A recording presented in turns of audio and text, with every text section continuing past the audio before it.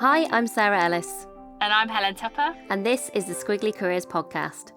Every week we chat about a different topic to do with work and share practical ideas and actions to help us all navigate our squiggly careers with a bit more control and confidence.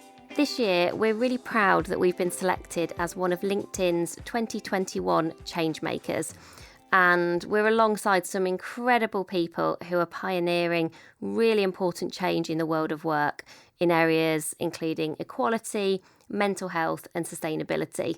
And we're going to come back to how you can hear from those people because there really are some inspirational stories. We've had those conversations already and I can't wait to share them with you. But today we thought we would start in typical Squiggly Careers style with talking about how to be a change maker. So we think of change makers as anyone who's got an ambition or is already making change happen. And that change can be small, you might have really big and significant changes in mind. All and every change matters. And the thing that we really want to help people with is just to realise that potential as a change maker. I think sometimes when, you get these labels as like change makers, that can sound quite daunting or overwhelming or out of reach. And even today I was looking at something and I was thinking, wow, that person has done this incredible thing and I don't think I could ever do that. And I think I probably would have thought the same about where we are today 7 or 8 years ago when we first started. So we really want to, I think, bust some myths about what it takes to make change happen by essentially showing lots of things that we've got wrong, which we're going to talk a bit more about, but also some practical tools and questions and ideas to think about if change is sort of top of your list of something you want to spend more time on this year. And regular listeners will know that I love a framework. And one of the things that I do outside of the work that Sarah and I do together and all things Squiggly Careers related is that I'm a trustee of a charity. It's called Working Families. And one of the things that we talked about on Working Families is we were re-looking at how that charity identified with the people that need that charity and the people that charity wants to influence was something called a theory of change model. And it wasn't something that I was familiar with because I'm not experienced in working in a charity and I learned so much from the other trustees, and it was something that somebody else had proposed as looking at this model. But the theory of change model is effectively a structure for how you go about thinking and approaching a change you want to make. So what we've done is we've taken some of the insights from the theory of change model that we use in that charity and that actually you can Google and find for yourself, and maybe we'll include it in the pod notes for this episode as well so you can have a look at it. But we've taken some of that structure and we've really thought about, well, how do you take it from something that a large charity can use into something that you as an individual can apply to a change that you might want to make. So we've created our own theory of change model and you'll be able to download it and we'll put the links into the show notes so that you can do that. But that's effectively going to be how we're going to structure this conversation about how you can be a change maker in your career. And what we've done to bring this to life is use ourselves as a live case study.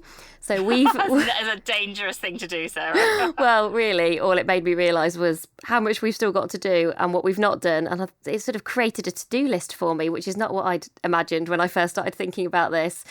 But hopefully by sharing some of our examples and stories, that'll just make it feel more relatable and you can see how it kind of works, or perhaps sometimes where we've not done some of these things, how it's also held us back. One thing I did want to mention before we dive into that framework is the rest of this week you'll be able to listen to daily short extra podcasts with the other change makers, and they will share their stories and their insights for how they've been a catalyst for change. As I mentioned, those conversations are just amazing. We've already recorded them. I was so blown away by all of them. I'm actually really looking forward to listening back to them. I don't really like listening back to myself, but I am looking forward to listening back to them again because I think there's just so much that we can learn from those people. So lots of borrowed brilliance to be inspired by. And to get us started with a bit of a quote is I do really like this sentiment from C.S. Lewis where he says, "You can't go back and change the beginning, but you can start where you are and change the ending."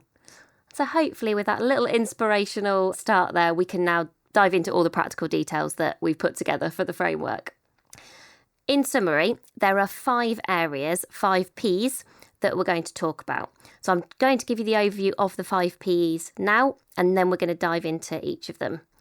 So P number 1 is about projection. So this is really about setting your vision. What is the change that you want to see in your world, in the world? That's first one. Second one, personal. Why does that change matter to you? What's your connection with that change? Why is it important to you? There's loads of changes that we all think are important, but why is this change particularly relevant or kind of resonating with you? Number 3, progress. How are you going to start to make that change happen? Obviously, we're very action focused. We really care about this one. So how do you start not just thinking about this change or perhaps even caring about this change, but actually doing something about this, about the problem or about the change that you're hoping to see? Fourth area is people. Who will you help? And also who will help you? So who will you help and who will help you? Really important, I think, to look at both sides of kind of the help coin there as you're thinking about change and how you're going to be a catalyst for change. And then the final area is positive impact. When and how are you going to know that change is happening? Like, what does that look like? How are you going to measure it? Does it necessarily mean numbers? It can mean lots of different things, but it is important to be able to have a sense and a feel for what that positive impact might look like. So they're the kind of 5 areas that you'll see on the downloadable template. And for each of those, we've got some coaching questions and some examples, and you'll see those coaching questions on that framework if you want to download it. So I'm going to start with number 1, which is all about this idea of a projection of the change that you want to see in the world. And I think there are 2 coach yourself questions that are worth reflecting on here. So the first is, what is the problem you're trying to solve? And maybe don't rush on from that question too quickly, because sometimes we're like, well, it's this thing, obviously, it's this. But actually, I think really thinking deeply about what are the problems and which is a priority problem for me and which is the one that I can make the most difference with. Like, sit with that question, what is the problem that you're trying to solve, for a little bit of time. And the second coach yourself question around this idea of projection is, what is your vision of success? So if you were to, project forward 5, 10, 15, even more years, what would good look like? Who's affected by it? What are they doing differently? How does the world look differently as a result of this impact that you've had? Like, take yourself there and try and describe it. It makes it really rich for yourself and for other people as well. And when we looked at ourselves as this live case study, as Sarah said, we thought about, well, how well did we get clear on the problem that we were trying to solve, and how effective were we in having a vision of success? And the theme that we'll get to is, we've learned a little bit along the way, because where we started probably wasn't as clear as we would have liked to have been.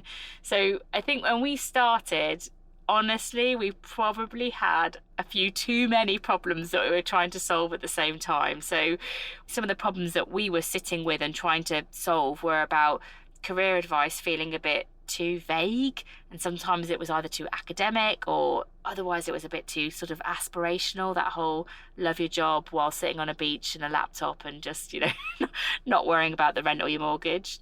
We also recognised that people spent a lot of time at work, but lots of people didn't enjoy the work that they were doing, and that was another problem we wanted to solve for.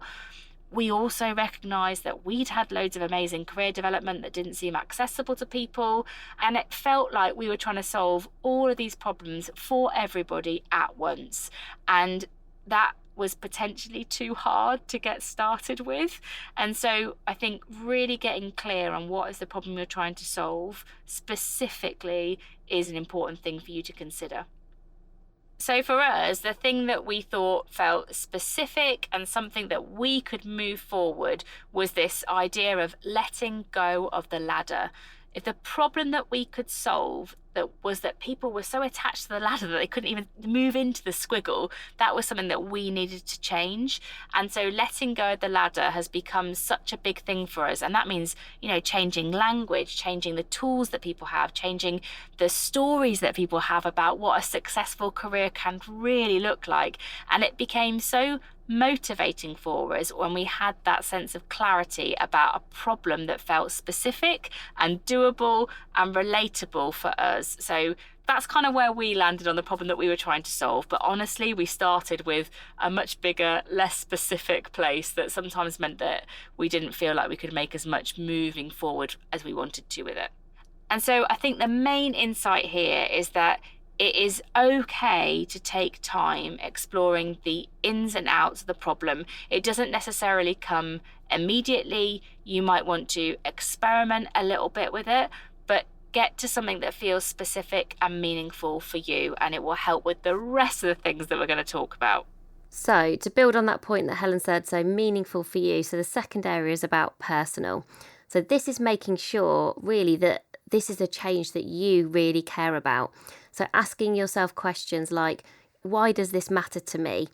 What can I do to affect or to implement this change? Why does this feel important to me? Why does this feel meaningful for me? Because I think the thing that probably out of the framework that we're going to talk through, the single thing I think we have always got right for Amazing If, the one thing I will take credit for, is that we have both always really cared about helping people with their careers and their career development. And that has always felt really motivating and meaningful for both of us. Even when we first started and we were testing out different ideas and we didn't really know what we were doing, we were very clear that we wanted to be practical and useful and really action focused. And that worked so well for us really quickly. So though I often do reflect on how far we've come since we first started, there are still so many seeds that have stayed the same. And I think those seeds all come from this area of our personal connection to loving learning, really caring about careers and other people's careers, and then bringing that to life in a very practical way. And we very much have that in common between ourselves.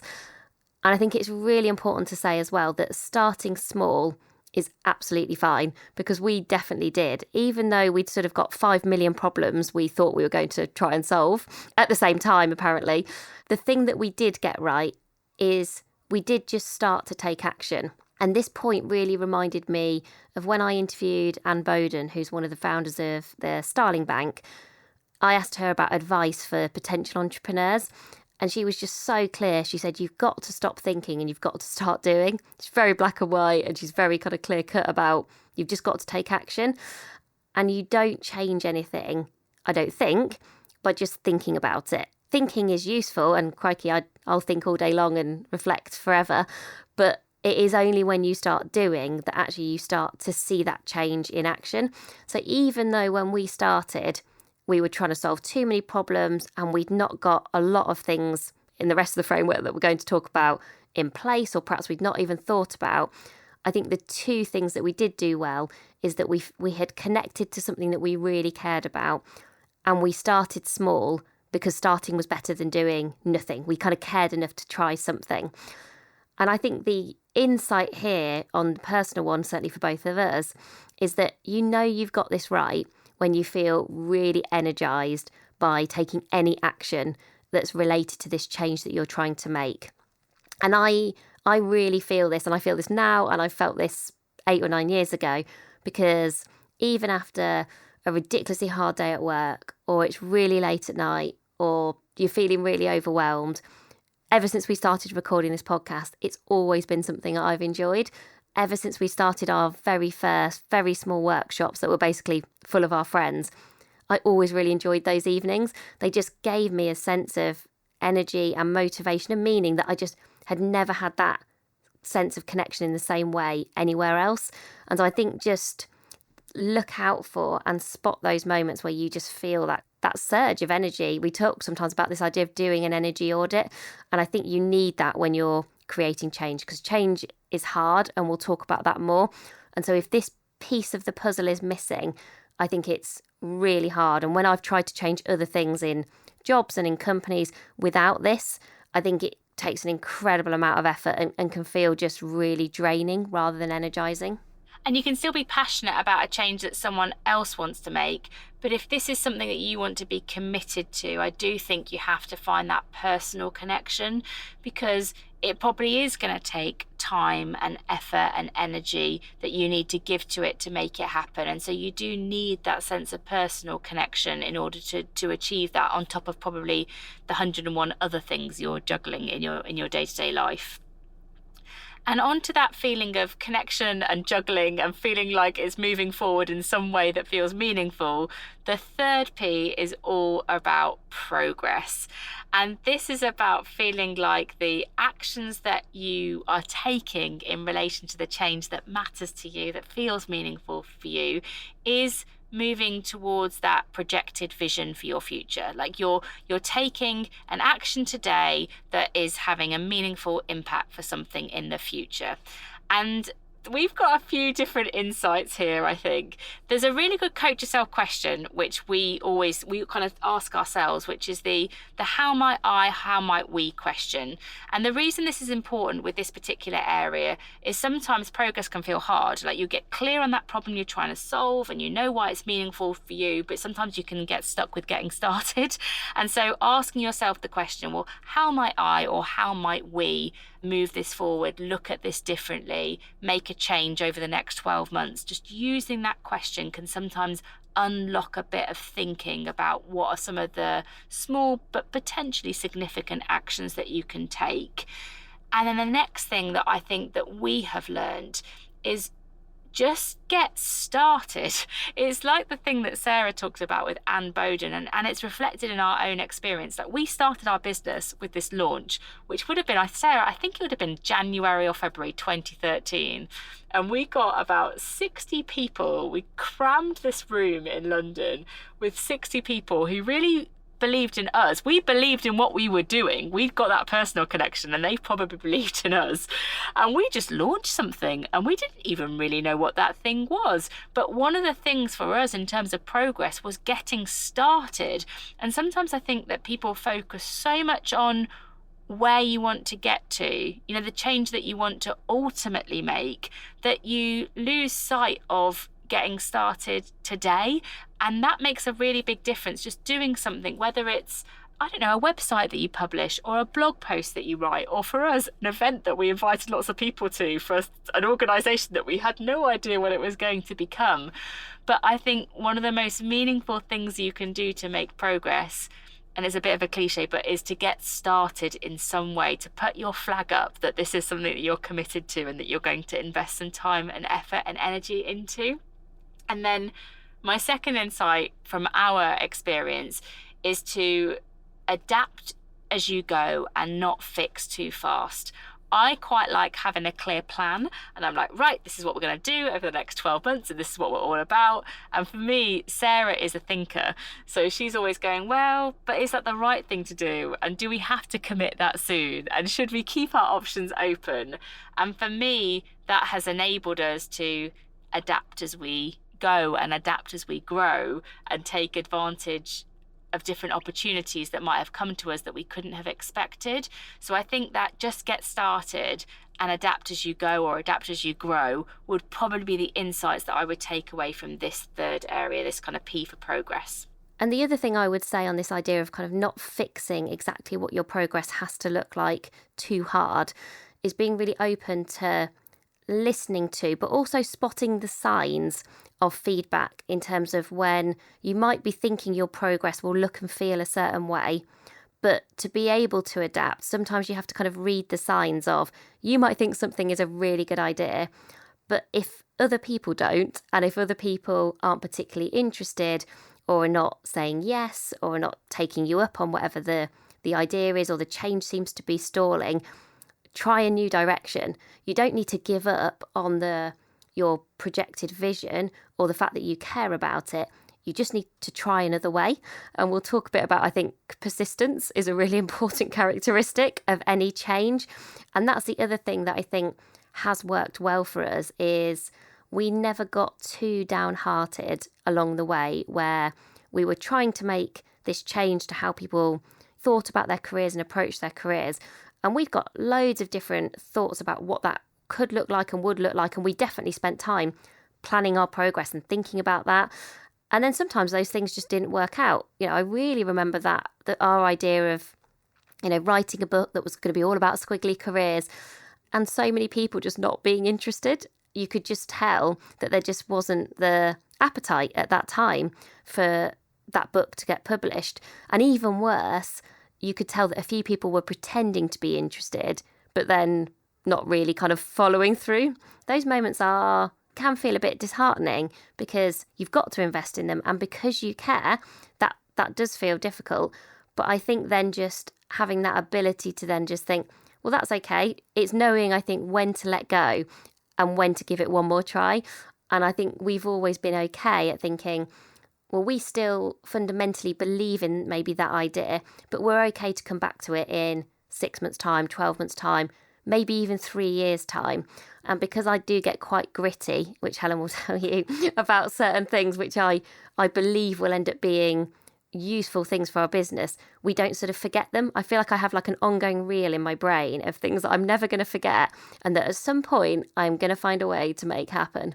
And so I feel like if I just come back to it enough and then leave it alone for a while and then come back to it again, ultimately those things, you can make them happen, but sometimes just the time isn't quite right, and that's okay too. And you can do something else in the meantime that can still help you to make progress on that change. So don't worry if your initial plans for progression don't quite work in the way that you'd anticipated. There's always another way. Go round, go through, find a different person to talk to, find a different organisation to chat to. Keep persevering would be my insight.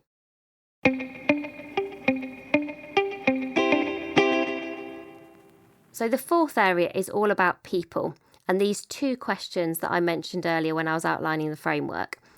Who are you trying to help? And who can help you? So with who are you trying to help, I think this is really interesting, because often when we're thinking about change, and certainly this is the way that we think about careers, is we want to help everyone. And that's brilliant in terms of our ambition, and we have a really clear purpose as a business to make careers better for everyone. And that everyone point really matters to us. And we grappled with it for a little while in terms of thinking, do we need to be more focused? Is it okay to want to work with people who work in companies, but also to work with some individuals? We also want to do things like podcasts. And we could definitely, from the outside in, look like we do too many different things. And there's always loads of advice, isn't there, about focus on one thing and do that one thing really well, which is not really how we run our business, but, could, I'm sure, be quite good advice. What I think we've worked out, or kind of the nuance to kind of who are you trying to help, is that it's okay to think big. So actually it does work really well for us to think, well, we do want to make that change accessible for everyone in terms of career development, regardless of life stage, geography, experience. But you probably want to start small. So think big, but start small, and start in the most obvious place. So who are the people who are the most interested in the change that you're trying to create? Who are naturally already in that area that you're interested in, are most likely to be allies or advocates? For us, it was, who are those people who are going to come along to our first ever workshop? Who are those people who are going to listen to those first ever episodes of our podcast? But I think go to those people first. Yeah, it's the cliche, isn't it? If people talk about the low hanging fruit, but those are the people where they will give you momentum. And it's that snowball effect that is important when you are trying to, I think, particularly start a change. You're maybe taking action for the first time. Maybe you're trying to influence and persuade to make a change in your organisation on a certain area. You don't have to go to the most difficult people or the people who are going to be the hardest to persuade first. Go to those people who are on your side, who are going to be supporters, sponsors, champions and cheerleaders. I think that gives you really good traction. Those people have got ideas, they want to get involved, and they will improve where you already are. And I think that was the biggest insight for me, is that even though there has always been two of us, sometimes there is a tendency to think, whether you're by yourself or you're kind of working with one or two other people, that you have to do everything yourself. Almost you have to have the kind of weight of the world on your shoulders, which for any kind of change can feel like a really big obligation and can feel really tough. So involve people, because the more you involve people, just the more you will learn, the more you will grow. And to the second question of who can then help you, those are the people who will help you first. those are the people who will help you in that way where they'll just give without expecting anything in return. And I think when you're getting started, those people are so pivotal because they're giving just because they're good people and they want to help. I always feel like there are definitely people who helped us early as we were starting Amazing If, where there was absolutely nothing in it for them, really. Like we weren't offering a lot other than saying thank you, probably, maybe sending a nice thank you card. Those people were doing it because they could see that they could be useful. And back to how we always describe networking as people helping people, reminding yourself people do really enjoy helping other people. If someone has got the opportunity to feel like they can give you their expertise, maybe make a connection on your behalf, point you in a useful direction, our experiences in the main, people will do that, particularly if they are also connected to that change that you're trying to make in some way. They don't need to be as immersed or as involved as you are, but if you can spot some of those people have perhaps been interested in similar areas in the past, or just are naturally good at kind of sponsoring people who are trying to make change happen, don't forget to ask for that help that you need, because if you don't ask for the help, people won't know how they can help you. So such an important area, I think, particularly maybe in those early days where you think you don't know what you don't know, and just a few people supporting and surrounding you can make all the difference. And also a way that you can support other people as well. Like, you can do that for other people instead of driving change yourself, or as well as driving change yourself. I think it's a big difference you can make to people. So our final P is all about positive impact. And I sort of hesitate with us doing this one because it's probably the one that we've got the most work to do on at the moment. But let's start with a few coach yourself questions that we ask ourselves on this area. So the first one is, how will you know if you are making progress? What does that improvement and impact look like? And how are you going to measure your impact? What are the metrics that matter to you? And there are so many conventional metrics, but I think the ones that are most meaningful are sort of the ones that you make up, like the metrics that are most specific to you and your change. So for us, it might be, well, how many people have we helped to reach, or how many people have shared Squiggly, or whatever it is. But they're not like, they're metrics that are only personal to us and our business, but I think they're ones that make our impact really meaningful and specific to us. So find out what those are for you and start to think about how you can track them. One of the things that I think that we have started to do well is that we now have this kind of one page, it's a PowerPoint slide that has kind of our objectives and our key results on, that we refer back to relatively regularly, that talks about some of those meaningful metrics for us.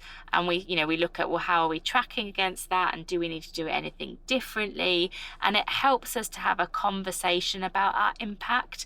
And I don't think that measurement and metrics are everything, but they do help you to have that conversation about impact that makes all that effort that you're making, that can sometimes feel hard, it makes it really meaningful, and it helps you to see that progress as well. And the insight for us here, and that I think might help other people, is that change takes time. When I look at some of the metrics that are meaningful for us, that doesn't change overnight. It doesn't change with one podcast, it doesn't change the one book, it doesn't change the one course.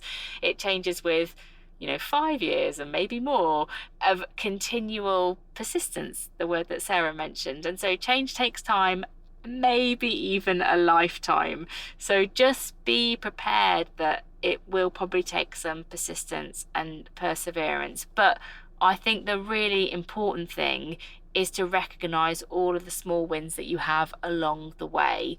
That event that went well, that email that you got from someone where you made a difference, that might not be on your list of meaningful metrics, but gosh, when you get that really nice review or that really kind email, it makes a difference in the moment. And so some of those metrics might be big and meaningful and significant, and some of that impact might just be what you needed right now here in the moment. And I think they're equally valuable, and you need to have the balance of both. I still get so much satisfaction and also pride from every podcast review that we get. I saw a couple of new ones this week because they come through to our email. You probably won't have seen them because Helen is half on holiday at the moment. Officially on holiday. Sort of.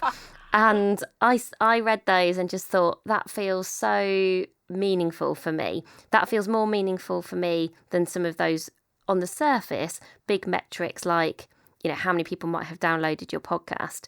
And those things can be important too. But I find it really interesting to see what's your reaction to the different impact that you're having, and also what feels important to you. And that's only kind of one example. But if you'd like to leave us a review, I would be very grateful.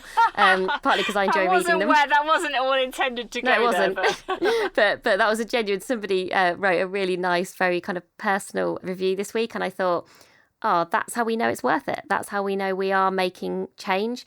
And sometimes it might feel like that change is literally one person at a time. I definitely sometimes, particularly when we were first starting Amazing If, felt like, you perhaps were impacting 2 or 3 people, or you were doing a really small workshop and perhaps one of those people would go back to their organisation and they'd share a bit about what you talked about and people would find that interesting. And slowly but surely, you just felt like you were kind of notching up those small wins and making a bit of progress. Taking the moments to just celebrate those small wins, I think really matters. It's definitely kind of it's the fuel, I think, that keeps you going. And that also helps you in the tough days and in the hard weeks where perhaps you don't feel like you're making the change that you were hoping, or perhaps you are starting to deal with difficult people who don't agree with you. We all know that any kind of change is always really hard. So I think some of these things that we've talked about today is also about surrounding yourself with the right people, the right process to actually help you to kind of succeed and survive your way through trying to make change happen. And I think the other important point I'd want to make is this is not a linear process. So when I think about this sort of for us, I think coming back to each of these 5 areas regularly, some of which we've done definitely more intentionally than others, has been really helpful. As we said, we're better at some than we are at others. I don't think this is about, I've got to do each of these brilliantly or perfectly, each of the P's perfectly, and then at that point, all the change will follow. But I do think it's a really helpful way to just, give yourself some structure to approach the change that you're really passionate about, and that perhaps maybe it's been a niggle, maybe it's been more than that, maybe it's just been something you just feel like, I really want to do this, but I'm not sure how to get started. So you're perhaps just feeling like you're stalling or a bit stuck. What I hope we've done today is given you lots of questions to ask yourself and kind of tools and techniques to think about. But I also hope by us sharing a bit more of our story, which we don't do quite as much on the podcast because really it's all about you rather than all about us. But I hope that we've shown that, to be honest, if we can do it, I definitely think everyone could be a change maker. So we've talked about quite a lot, but we really want to give you some practical tools to take away with this, because I feel like that's the thing, as well as sharing our story and our experience, that's the thing that we can really help you with. So we have got for you the pod sheet, which has lots of the different ideas for action that we've shared, some of those coach yourself questions, that's all on the pod sheet. And we've also got the template that you can download with the 5 Ps so that you can start to really think through the change that you might want to make and how you personally can make it. You can get the links to those things by going to the description of this podcast, so you'll find it all there, or going to amazingif.com and then going to listen, and then you'll find all the resources against this episode. And if you get stuck and you're thinking, I just still can't find it, Helen and Sarah, where have you hidden these things? Just email us. We're helenandsarah@squigglycareers.com, and you can email us and we'll make sure that you get what you need to make the change that you want to make. So that's all from us this week. We hope you found that a helpful and a useful listen. We'd love to hear your stories of starting change, of progressing change. So please get in touch and let us know. And also I'd really recommend listening to some of those changemaker conversations that we'll be releasing over the next few days, because they will be time very, very well spent. But for now, that's all from us, and we'll speak to you again soon. Bye for now. Bye, everybody.